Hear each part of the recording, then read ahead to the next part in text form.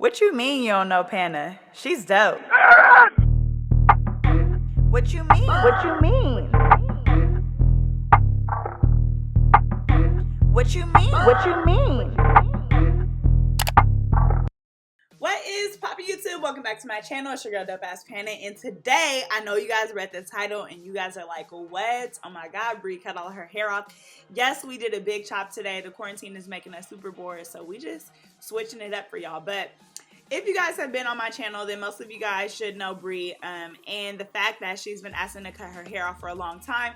And I've been super hesitant. Like, I've been telling her, no, I'm not going to cut it off, just because I recently cut my hair all the way off and I know how much work it is to have short hair. But we made sure that we cut it at a length where she could like still style it how she wanted to, and if she wanted to get braids, still get braids and all that. So I was really excited to do this because I could tell she was happy. This is definitely not virgin hair. So I want to say sometime early last year, we dyed her hair all blue and she rocked it like that for a little minute. And then she decided that she wanted to go back to her natural color. So what had happened was I had dyed it red. I think I did this all on video actually on one of our 3 Pick Thursdays maybe. I'll find the video and I'll link it for you guys. But basically, I was taking her back down to her natural color. So anybody who knows any type of hair color theory, you know that in order to get back to black from a blonde color, you need to dye it red. So I went ahead and put red on it. And then I put her natural hair color on it. But I made a mistake. You know, I'm not ashamed to let you guys know when I make mistakes. So I made a mistake, and when I put her natural hair color on, I used a 20 volume developer instead of using 10. So when you just want to deposit color, you want to do 10 so that there's like no real lift in there, but I used 20. So that's how she came up with like this sandy brown color, and she wasn't super mad about it. She was like, whatever. I don't think I even told her the mistake I made until a little bit after, because I was like, oh my god, like that is literally just such a rookie mistake that I was embarrassed about it. But yeah, so after that, her hair was just really dry. Her curls are like there in the back, but in the front, you guys can see that it's just really damaged, and it's actually been like that for a minute. But yes, like the processes that we did on her hair definitely did, you know, make her hair a little bit more damaged. So us cutting this off today, yes, she wants to do her finger waves and all of that like she always tells you guys, but she's going to be growing it out to a nice healthy head of hair. We're trying so hard not to color it, because we kept saying like it'll be so cute if we like did this with color, but we're trying our hardest during this quarantine not to color her hair. But yeah, I'm so excited to share this with you guys. So basically, I parted a mohawk section, and I'm cutting that mohawk section. I kind of asked where she was comfortable with her cut, and she just wanted to kind of take all those straight ends off, which I feel like if you're going to do a big chop, you might as well commit, because I was explaining to her before I did this. I did like a mini consultation. I was telling her that you know, if you just take it down shorter, a lot of those straight pieces will still probably be there, and I feel like it'll look stupider when it's short. So you might as well just commit and take it all off. So yes, I'm cutting this mohawk down the center of her head. That's going to be my guide for the rest of the cuts.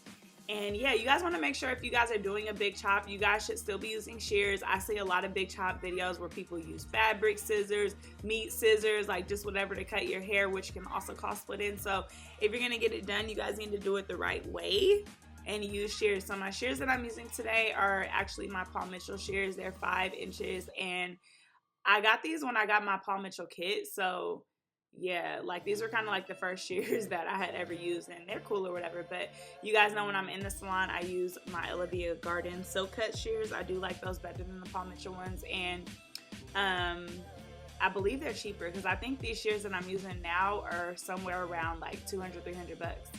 But yeah, we're not in the salon, so I didn't have those shears, so these will work just as well.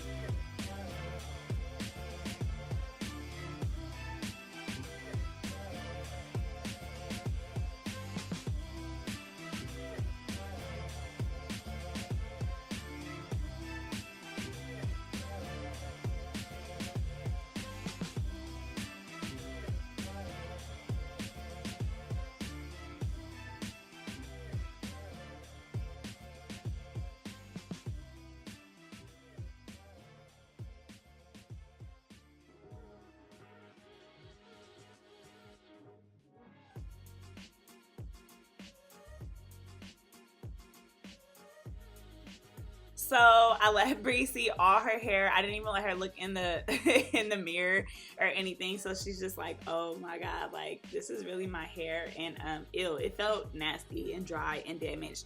And then we ended up finger waving it, which was extremely hard. I kind of played around with it a little bit, and so did she. But her hair was so much thicker when we cut off this dead hair that the finger waves were just so hard to do. So that's definitely going to be a process for us, just figuring out how to style her natural hair. But I did put in some clips that she had posted on her Snapchat because she was looking popping. I said, okay, little baby.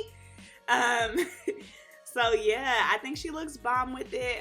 Like I said, we definitely need to play around with it and just kind of see what different styles we can do. And we will be back for 3 Pick Thursday. So guys, don't trip. It's still going to be a series. She's still going to be getting her hair braided.